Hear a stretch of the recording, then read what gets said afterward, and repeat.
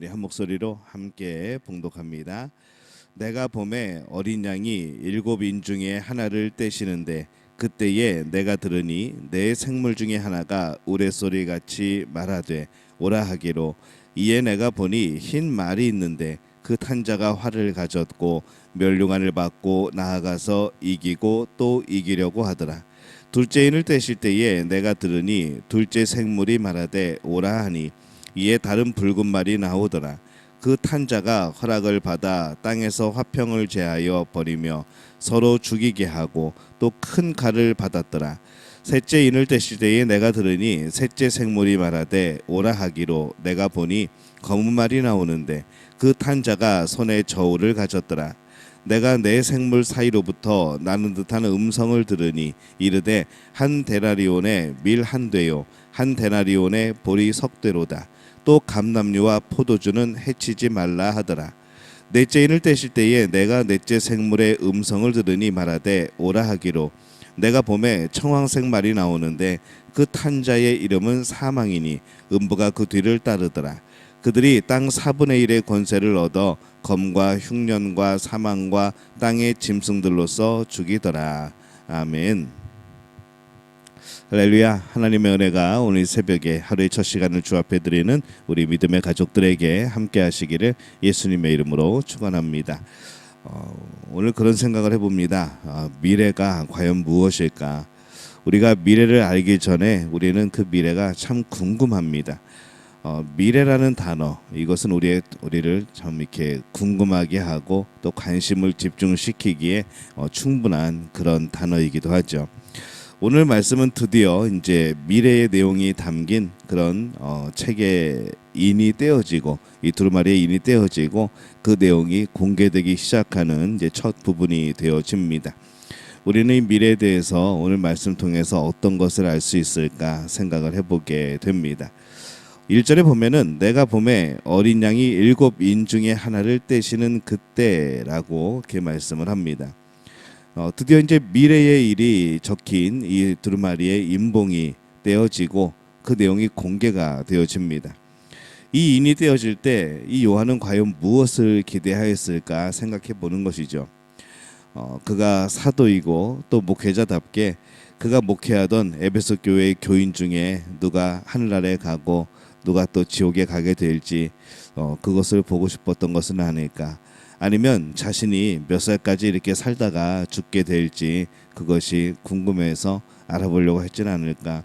뭐 여러 가지 그런 미래에 대한 많은 궁금증들이 있었고 이제 그것을 통하여서 그것을 알게 되게 여러 가지 일들을 알게 되는 것에 대한 그런 기쁨도 또 기대도 그에게 있었을 겁니다.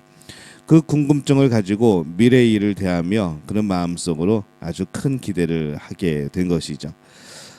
그 기대를 가지고 지켜보고 있던 그에게 나타난 첫 번째 미래의 일은 무엇인가 하면은 큰 기대를 가지고 있던 그 앞에 나타난 것은 그 자신의 미래의 모습도 아니었고 교회의 미래의 모습도 아닌 말타니가 나옵니다.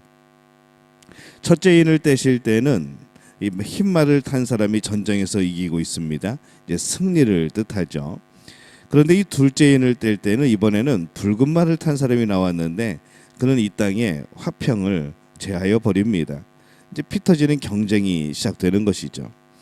셋째 인을 뗄 때에 검은 말을 탄 사람이 나오는데 그로 인하여서 나라가 가난하게 되어집니다. 이 환란을 뜻합니다. 넷째 인을 뗄 때에 청황색 말을 탄 사람이 나오는데 이번에는 땅 4분의 1이 파멸에 이르는 이 부분적이면서도 참 큰 파급 효과를 가지는 그런 전체적인 파멸을 상징을 하죠. 이 네 가지 환상은 아주 짧고 담담하게 그려지고 있습니다. 미래에 대한 환상을 가지고 있던 요한에게 아주 이 네 가지의 그런 현상들은 굉장히 새롭고 놀라운 일이었을 겁니다. 근데 좀 생각을 해보면 그렇습니다. 요한이 본 미래는 승리였고 또 치열하고 굉장히 곤고한 경쟁이었고 환란이었고 파멸이었습니다. 근데 이 역사를 돌이켜 보면은 이런 일들이 과연 미래에만 일어날 일인가 생각해 보면은 꼭 그렇지만은 않다는 것이죠. 현재 우리가 겪고 있는 일이기도 하고 과거에 수많은 우리 역사 속에서 승리가 있었고 또 치열한 또 그런 전쟁이 있었고 환란이 있었고 파멸의 그런 시대가 있었습니다. 역사는 항상 이런 것들을 포함하고 있습니다. 한순간도 이런 것이 없던 때가 없던 것이죠. 그런데 바로 그 일이 미래에도 역시 가장 당연스럽고 만연하게 있을 것이라 라는 그 말씀을 오늘 하고 있습니다. 요한이 처음 본 이 네 번째 인이 떼어질 때까지 나타난 현상들을 보면은 이 미래 일들에 대한 참 전형적인 그런 일들이지만은 또한 이 일은 모든 역사의 그런 전형적인 모습이기도 하다는 것이죠.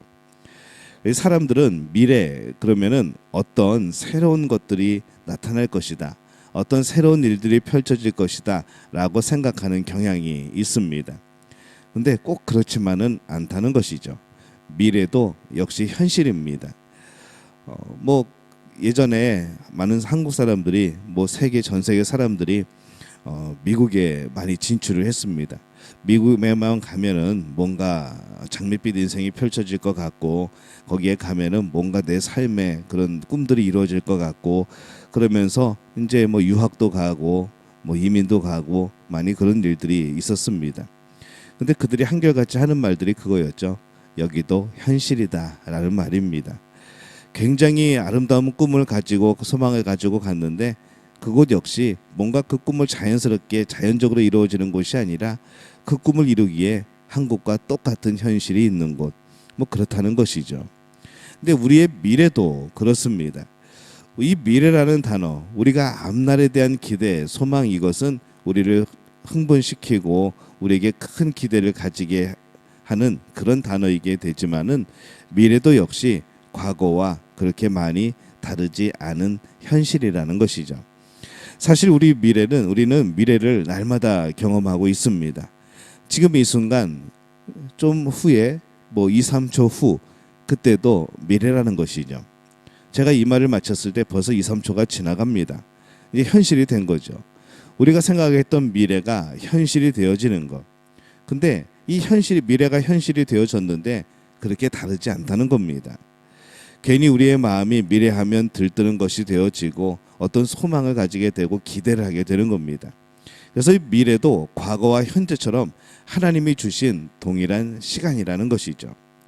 그래서 우리가 이런 생각을 해보면서 이 미래에 대한 생각을 다시 해보게 됩니다.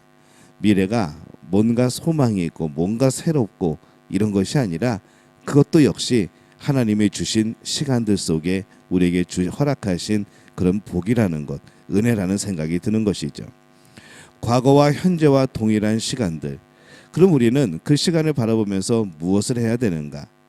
그 시간에 해야 하는 일들이 있는 그 시간이라는 뜻을 가지게 되어집니다. 미래도 지금까지 지나온 과거의 시간들과 어쩌면은 그렇게 다르지 않을 수도 있습니다. 과거에 그 시간 속에서 최선을 하며 살아야 했듯이 미래도 그럴 것이라는 것이죠. 승리가 있어도 자만하지 않고 그것에 마음 놓지 않고 치열한 경쟁이 있어도 그곳에서 우리가 가야 하는 진리의 길을 놓치지 않고 환란이 있어도 그 환란에 우리의 영혼을 굴하지 않고 파멸이 있어도 소명이 남은 자는 끝까지 남아서 그 소명을 지키고 살아가는 것. 우리가 그런 삶을 살아간다면 미래가 어떻게 되든지 우리는 두려워하지 않게 된다는 것이죠. 과거와 같은 미래, 그것이 우리를 기다리고 있는 겁니다. 중요한 것은 미래에 무엇이 오는가, 우리의 시간이 어떻게 흘러가는가가 아니라 그 시간을 주장하고 계시는, 그 시간 속에서 나와 함께 하시는, 또 우리가 그 시간 속을 살아가면서 내가 무엇을 붙들고 내가 어떤 마음을 가지고 살아가는가, 이것이 우리에게는 가장 중요하다는 것이죠. 그래서 우리의 선입견들을 한번 제해 봅니다. 미래 그럴 때에 뭔가 신비하고 새롭고 뭔가 다를 것이라는, 하지만 중요한 것은 초점이 그것이 아니라는 것이죠. 그 초점은 우리 중심인 것이고 우리가 하나님 앞에 서서 살아가는 그런 자세인 것이고 그 시간 역시 하나님이 허락하신 은혜라는 겁니다. 잘 알고 있는 것도 명심하지 않으면 또 같은 실수를 하게 되어집니다. 그것이 바로 인간들의 모습이죠. 그렇기 때문에 우리는 이 네 가지 인을 떼시면서 요한을 통해 우리에게 보여주신 이 하나님의 그 미래의 일들에 우리는 명심하고 기억하고 살아가야 될 필요가 있습니다. 그러한 일이 또 주어졌을 때, 그러한 일들이 역사 속에서 반복되었던 그러한 일들이 또 우리의 미래에 나타나게 되어질 때에 당황하지 말라는 것이죠. 우리가 가야 하는 길을 갈 수 있는 용기가 또 훈련이 되어져야 된다는 겁니다. 우리의 승리에 도취되어 있지 않을 자신감이 있는가? 치열한 경쟁에서 그 경쟁 자체가 목적이 되지 않을 자신이 있는가? 엄청난 환난 속에서 굴하지 않고 끝까지 진리와 복음을 붙들고 살아갈 자신이 있는가? 파멸이 있어도 두려워하지 않고 용기 있게 살아갈 그런 믿음이 있는가? 우리는 미래를 준비할 때 이 마음이 필요한 겁니다. 다른 게 필요한 것이 아니라 바로 이것이 필요한 것이죠. 그 마음을 준비해야 되는 겁니다. 그래서 미래는 오늘과 그렇게 크게 다르지 않을 겁니다. 오늘 네 가지를 떼며 보여주신 이 말씀을 보면서 그것이 우리가 지나온 과거와 거의 같다는 것이죠. 그동안 우리는 그렇게 생각해 보지 않았습니다. 그런데 지금까지 있었던 일이고 또 앞으로 펼쳐질 일인 겁니다. 어떤 새로운 것만이 있는 것이 미래가 아닙니다. 과거의 반복도, 현재의 반복도 미래에 포함되는 것이죠. 그렇기 때문에 오늘을 잘 사는 사람이 미래도 잘 살 수 있는 겁니다. 오늘 우리가 성실하게 살아가는 사람이 미래에도 성실하게 살아가는 것이죠. 그러기에 우리가 미래를 잘 준비하고 싶다면, 미래의 큰 꿈과 소망을 이루고 싶다면은 우리는 오늘을 잘 사는 사람이 되어야 되는 겁니다. 미래에 정말로 하나님을 잘 섬기고 믿음을 가지고 살아가고 싶다는 소망이 있다면 오늘 믿음으로 살아내는 훈련이 되어야 된다는 것이죠. 그리고 역사의 가장 전형적인 승리, 또 경쟁, 환란, 이 파멸이 역시 미래에도 똑같은 모습으로 펼쳐질 겁니다. 그때에 이미 과거에 해봤으니까, 이미 현실에서 훈련했으니까 미래에 똑같은 일이 닥쳐도 그때도 여전히 용기 잃지 않고 마음을 지키는 그런 일들이 가능해진다는 것이죠. 그래서 오늘 말씀을 보면서 오늘 우리가 지금까지 나눴던 이런 생각들을 해봅니다. 뭔가 새로울 것이 열릴 것이라는 그것이 중요한 것이 아니라 우리의 초점을 잠시 바꿔서 그때에 우리가 잘 이겨내기 위하여서, 그때에 복음 안에 여전히 살아가기 위하여서, 그때에도 여전히 하나님의 자녀로 천국의 백성으로서 살아가기 위하여서 과거에 우리가 그래왔듯이 또 오늘 우리가 하나님을 향하여서 성실하게 살아가는 그런 우리 믿음의 가족들이 되어지시기를 바랍니다. 이 훈련이 잘 되어 있다면은 미래에 어떤 일이 일어나든 그것이 어떻게 우리에게 두려움이 되겠습니까? 이 일이 일어났구나. 말씀하신 그 일들이 일어났구나. 성경에서 말씀하신 그 일들이 이루어지고 있구나 라고 우리는 깨닫게 되어지고, 또 우리가 그동안 그렇게 살아왔던 것처럼 하나님을 의지하며 또 하나님 안에 살아가는 그런 삶이 이어지게 될 줄로 믿습니다. 오늘 그 일에 승리하며 살아가는 우리 믿음의 가족들이 되어지시기를 예수님의 이름으로 축원합니다.